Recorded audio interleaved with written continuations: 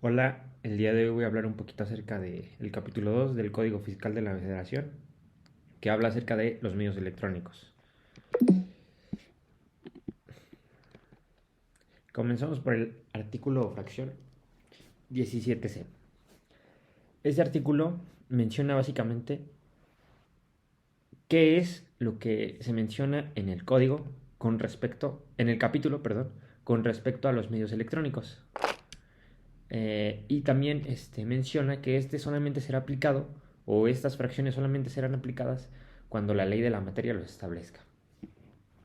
Ese sería el primer artículo. Después pasamos con el artículo 17D, que menciona que, bueno, antes de decir lo que menciona, me gustaría comentar que a partir de este artículo podemos notar que el enfoque del capítulo entero va dirigido a cómo es que funciona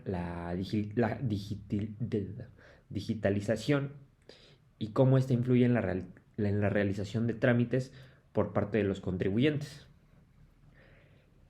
Precisamente en este artículo, el 17D, se habla de que cuando las disposiciones fiscales requieran que el contribuyente presente documentos, estos automáticamente deberán de ser de manera digital.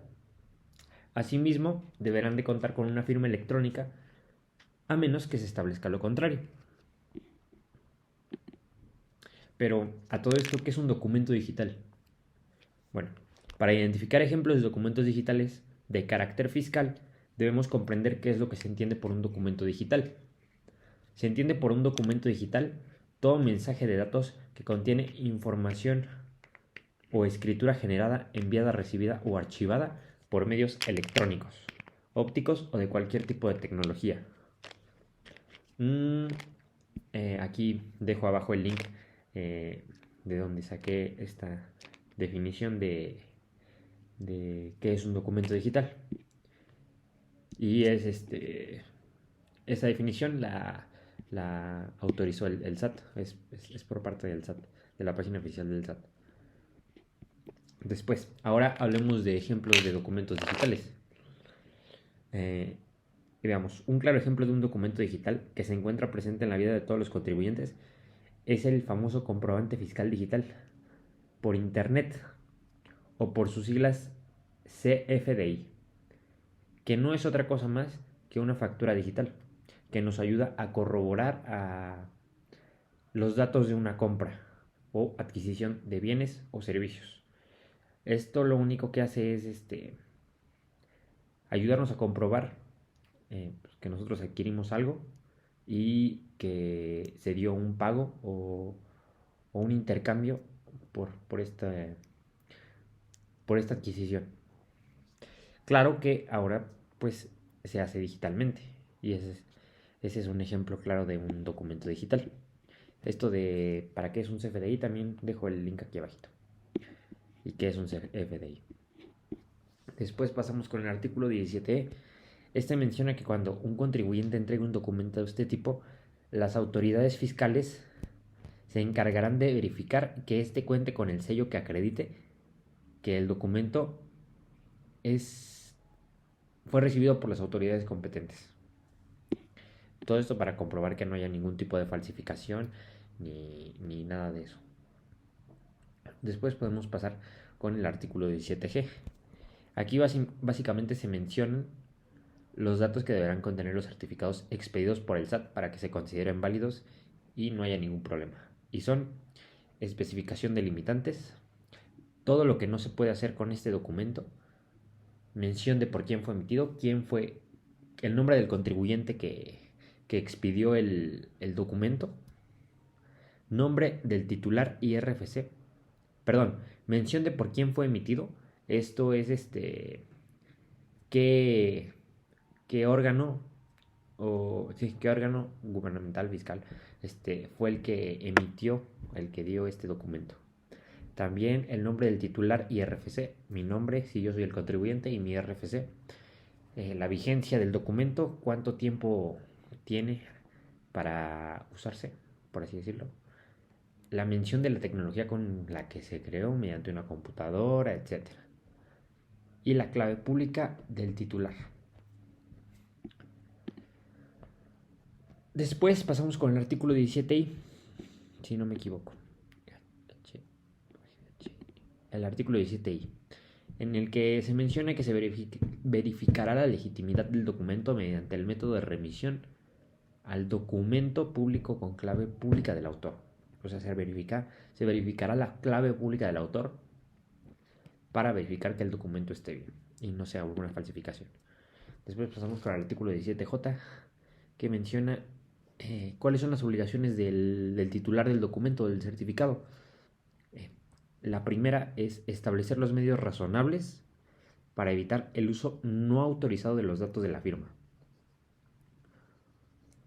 El segundo es asegurarse de manera inmediata que los datos relacionados con la firma electrónica avanzada estén correctos y sean exactos. Todo esto para evitar errores y problemas.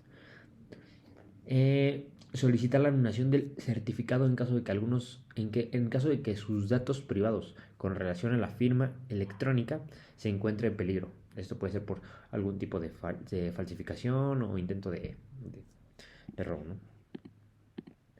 El documento o certificado. Después podemos pasar con el artículo 17L. El artículo anterior al L, que es el K, menciona que se utilizará un buzón tributario en la página del SAT, mediante el cual se le notificará al contribuyente de cualquier acto o resolución administrativa. Pero decidí no ponerlo porque en este artículo, en el 17L, se puede comprender perfectamente también. Y no lo consideraba tan importante. Asimismo, en este artículo, en el 17L, se hace referencia a este mismo, al buzón tributario, y se menciona que el SAT podrá permitir el uso del buzón tributario a las autoridades de administración pública, siempre y cuando el contribuyente, o sea tú, lo permita la utilización del mismo. Y así poderle notificar de cualquier cosa. Para todo esto, ¿qué es el buzón tributario? Actualmente funge como el canal principal donde se extiende de manera fluida, rápida y segura la comunicación certera entre las autoridades tributarias, que podría ser el SAT, y los contribuyentes. Todo esto para agilizar los trámites y no tener que estar yendo al SAT a entregar papeles, cosas. Esto lo único que hace es agilizar trámites, en cierto modo, o es lo que tendría que hacer. Pero bueno, ahora voy a dar algunos ejemplos de los trámites que se pueden realizar en el buzón tributario. Entre ellos se encuentran envíos y consultas relacionadas con la contabilidad electrónica, fiscalización electrónica, impuestos internos, devoluciones y compensaciones, interposición de recurso de revocación en línea. Esto es la interposición. La interposición es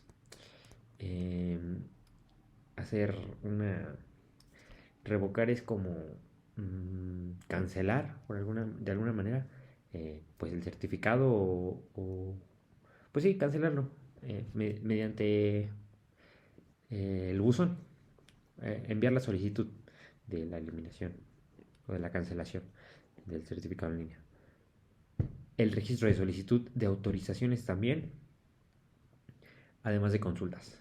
Adopción de un acuerdo conclusivo, solicitud de condonación para contribuyentes en concurso mercantil y la consulta de auditoría de hechos u omisiones.